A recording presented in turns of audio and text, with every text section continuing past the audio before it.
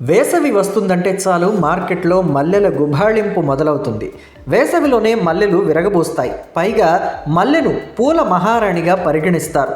మల్లెపూల పరిమళాన్ని ఆస్వాదించని వారు ఉండరంటే అతిశయోక్తి కాదేమో. ఇక మగువల విషయం ప్రత్యేకంగా చెప్పాలా, స్కూలుకు వెళ్ళే పిల్లల దగ్గర నుండి అన్ని వయసుల వారు కొప్పులో మల్లెలు సజాయించుకోవడానికి మొగ్గు చూపుతారు. అయితే ఈ మల్లెలు పూజకు అలంకారానికి మాత్రమే అనుకుంటే పొరపాటు పడినట్టే. మల్లెపూలలో మన ఆరోగ్యానికి మేలు చేసే ఔషధ గుణాలు కూడా దాగి ఉన్నాయంటే నమ్ముతారా? ఆరోగ్య నిపుణులు మాత్రం అది అక్షరాల నిజమని చెబుతున్నారు.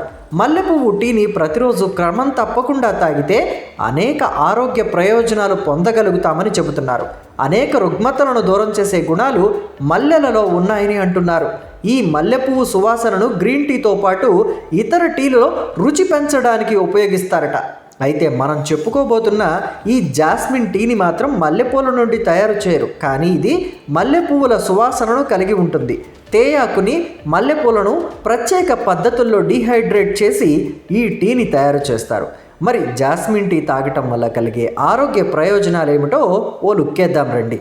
జాస్మిన్ టీకి చెడు బ్యాక్టీరియాతో పోరాడే గుణం కలిగి ఉండటంతో అది జీర్ణక్రియకు సహాయపడుతుంది.